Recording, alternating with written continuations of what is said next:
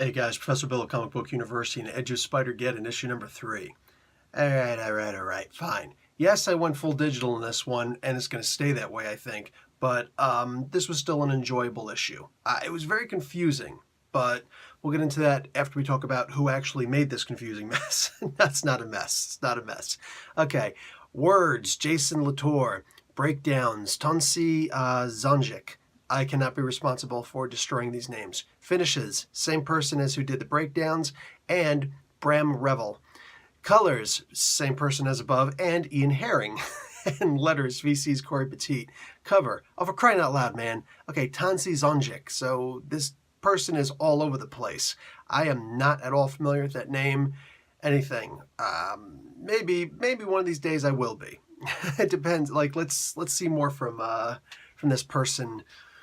Variant cover, Cully Hamner and Ian Herring. Okay, good. So this is basically, this story was really all over the place, man.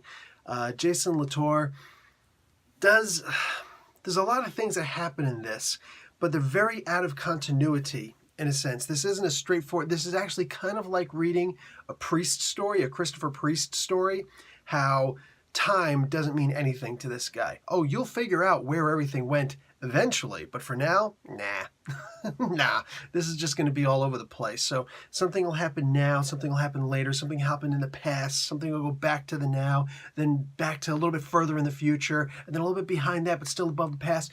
Dude, it's crazy. It's crazy. The comic is genuinely all over the place. Very hard to keep heads or tails of things. Might have been easier if I didn't also have to translate stuff. And of course, there are things that you kind of do need to translate, and that's the thing that's a problem. There's a part in here I actually went to Google. My Spanish is barely conversational, so I had to fully go to Google Translate for all this. And yeah, literally just going back and forth and typing this stuff in. So when Peter's dad, or when Uncle Ben basically is, and they're Latino in this, you know. Uncle Ben is still white, I guess, but the mom, Aunt May, she's apparently Latino. I think it's hard to gauge. I think that's what they're saying. So anyway, there was a lot of unspoken things, or a lot of like half-spoken sentences in here. I thought there was a part where young Peter goes and says to his Uncle Ben, "You've been with Aunt May all these years, but you still haven't learned," and then it just stops. And I'm thinking that they're going to say Spanish, but he clearly speaks Spanish in this. So why was this necessary? Why was any of this necessary? He does or he doesn't speak. What's it matter? If they would have given us a reason why it mattered, I might have said, oh, okay, that was actually pretty cool in the story. But no, this was just, it was a red herring. It's like, oh, I'm going to make the story even deeper. No, that didn't make the story deeper. It made it more confusing. And again, the main thing is because there was Spanish, like a page and then some of Spanish in this, where I'm going, what the frig? So when Uncle Ben is about to die, they're like, oh, Uncle Ben is going to die. Sorry, bud. He's like, should you tell Peter about it? And he says, oh, Peter, and then in Spanish it says, has lost so much in this building. Wow, okay. So I guess it means his parents died in this building, I guess. Not really that important, right? Not really that important. So then we move on. There's a conversation between Peter and what we find out much later is the Wrecker. So this is this world's version of the Wrecker.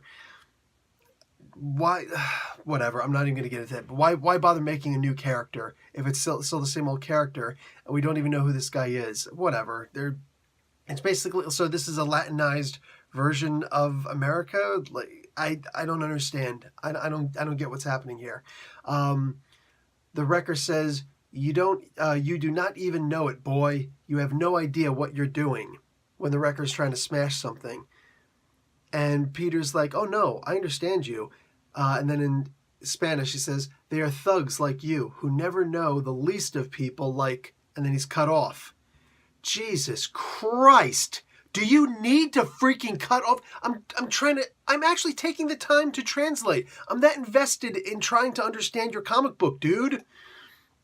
So then the wrecker says, if you understand me, you do not have any excuse. What? So later on, I'm able to understand this in the sense of what happens later in English. I don't know if I would have understood it if I didn't translate the stuff. Because I had to go back and translate. I'm like, maybe I don't need to translate this stuff. But no, I had to go back and translate it to get an idea of what's going on. So the confusion is still here. Apparently the wrecker was destroying stuff that Stark International was trying to build, or to, because there's a Starkbucks, like Starbucks. There's no freaking purpose in putting that in here. God damn it! If it doesn't actually have anything to do with the story, because now you just injected Stark into this with Oscorp. What? So apparently Oscorp was happy that the wrecker was actually an eco-terrorist, apparently. He was trying to stop the construction of these, like, so it's basically like gentrification, I guess that's what they're trying to allude to. This was so unnecessarily confused. It's like, you know what I feel this was? I feel that this was a guy, okay, what's his name again? Jason Latour. I feel like Jason has seen some of the scummier people on YouTube who do reviews, who, you know, they rip comics and do ridiculous, stupid things like that. And they say, okay, well, you know, so Jason looks at this and says, okay, I want to inject what, Jesus, I'm using their terms now. I want to convey a message. Okay, the way that I write, I want to convey that in here, but I don't want someone to think that I'm injecting my politics into something, so I'm going to make it a little bit confusing.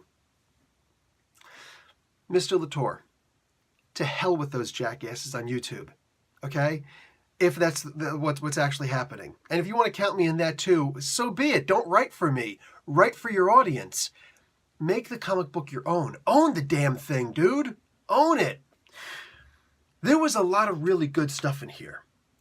The crossover with this version, this world's version of Kraven's Last Hunt, flipped the script a lot for me. Because there was a lot of confusion, but when this happened, I'm like, oh shoot, here's something that I think any Spider-Man fan is going to see and just go, holy crap, oh wow. So this is a different take on Kraven's Last Hunt. Uncle Ben is like, Peter, you're not ready for this. But then Peter sees what Uncle Ben did to Kraven, and he's like, no, dude, you're not ready for this. And they actually, they kind of split, but then they come back. Now, writing with the different time frames, writing with the Spanish interjections, yet cutting off sentences mid-English and mid-Spanish, and apparently trying to mask the message that you're trying to convey. This message that is, it's clearly important to you, okay? It's clearly important to you. And it would be important to me too if you made it so. But instead, it was confusing. There was too much confusion around this confusion. So it didn't just obfuscate the message you were trying to get. It put static, okay? Like electromagnetic static, all right? All I got was squelch. As if you're familiar with radio talk, guys, just that's that you hear when you're playing with a walkie-talkie or something like that. All I heard was squelch as I'm sitting here reading this. There were a couple things I was able to pick out, and the things that I was able to figure out on my own, it was beautiful. It was beautiful. There was a great story here, and I know that there's a story here, but I had to work too hard to figure out this comic book. I ain't here to do homework, all right? I'm not here to do homework at this point. This was too much. This was so unnecessary. I know that there was a good story here, but we have to be willing to just tell the damn story and not worry about what other people are going to say. Yes, that includes me. Screw what I've got to say. I'm talking to my audience, okay? The writer and the artist has to talk to me, has to talk to all of us. And realistically, all that ever is, especially when you're writing, you have to get what's up here onto here. And if you're going to try to obfuscate it for whatever fear of political repercussions or whatever, it's just going to water down it's not even going to water down the message. It's going to flood the message. And I don't want to swim underwater looking for a lost city, man. I want to see them in its majesty, you know?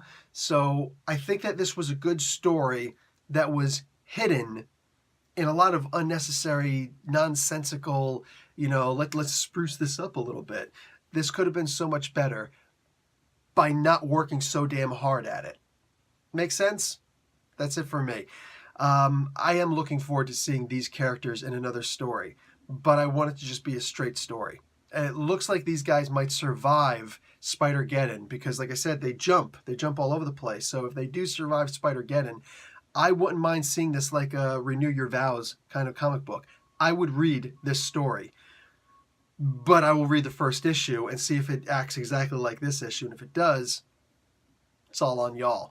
But this could be a really great, guys, I've said this so many times before, there should be gay comic books. There should be comic books just for black people, where if white people see it and they get triggered, okay, it's not for you, man. You can cry about it, but only cry about the first issue. Don't come back to the second issue, you know?